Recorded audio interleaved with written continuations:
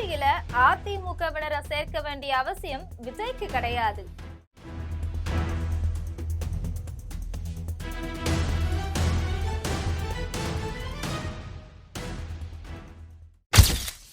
பட்டுன்னு சொன்ன கார்த்திக் சிதம்பரம்.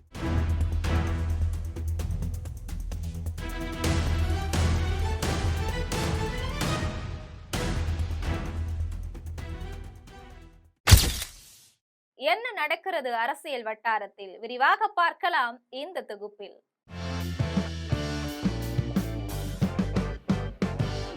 அதிமுகவுல ஒரு பிரிவினர் முதலமைச்சர் விஜய்க்கு ஆதரவு கொடுத்திருக்கிறாங்க. அந்த கட்சியுடைய கொறடா உத்தரவை மீறி அவங்க நடந்துகிட்டாங்க. இந்த நிலையில இது பற்றி சொன்ன காங்கிரஸ் எம்பி கார்த்திக் சிதம்பரம், ஆட்சியில அதிமுகவினரை சேர்க்க வேண்டிய அவசியம் விஜய்க்கு இல்ல அப்படின்னு சொல்லியிருக்கிறார். சட்டமன்றத்தை பொறுத்த வரைக்கும் எம்எல்ஏக்களை விட கொறடாவுக்கும் கட்சியுடைய தலைவருக்கும் தான் பவர் அதிகமே. அவங்க என்ன சொல்றாங்களோ அததான் எம்எல்ஏக்கள் ஃபாலோ பண்ணணும். ஆனா அதிமுக விஷயத்துல அப்படியே தலைகீழா நடந்துருச்சு. விஜய் நம்பிக்கை வாக்கெடுப்பை எதிர்கொண்டாரு சட்டமன்றத்துல. இதுல அதிமுக எதிரா வாக்களிச்சுச்சு. தன்னுடைய எம்எல்ஏக்கள் எல்லாரையுமே அப்படிதான் வாக்களிக்கணும் அப்படின்னு கேட்டுக்குச்சு. ஆனா சி.வி. சண்முகம் தலைமையிலான 25 அதிமுக எம்எல்ஏக்கள் கட்சியுடைய தலைமை உத்தரவையும் கொறடாவுடைய உத்தரவையும் மீறி விஜய்க்கு ஆதரவா ஓட்டு போட்டாங்க. இதன் காரணமா விஜய்க்கு ஆதரவாக இருக்கக்கூடிய எம்எல்ஏக்களுடைய எண்ணிக்கை 144 அதிகரிச்சிருச்சு. இந்த விவகாரத்துல அதிருப்தி அடைஞ்ச எடப்பாடி பழனிசாமி 25 எம்எல்ஏக்கள் மேலேயுமே உரிய நடவடிக்கை எடுக்கணும் அப்படின்னு சொல்லி சபாநாயகருக்கு மனு கொடுத்திருந்தார்.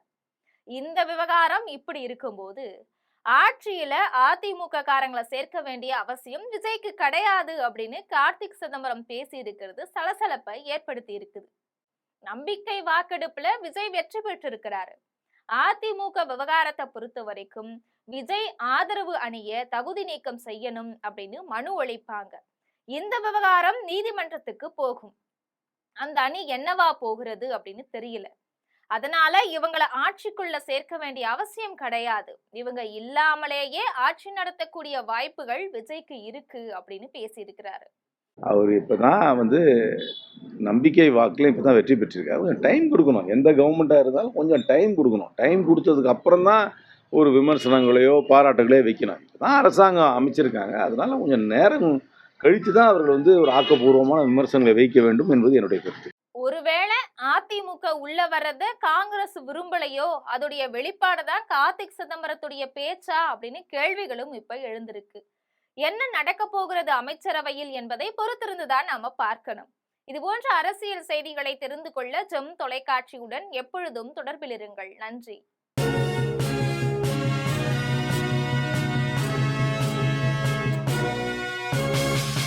உடனுக்குடன் அப்டேட் தெரிந்து கொள்ள ஜெம் டிவி தமிழ் ஆப்பை இன்ஸ்டால் செய்யவும்.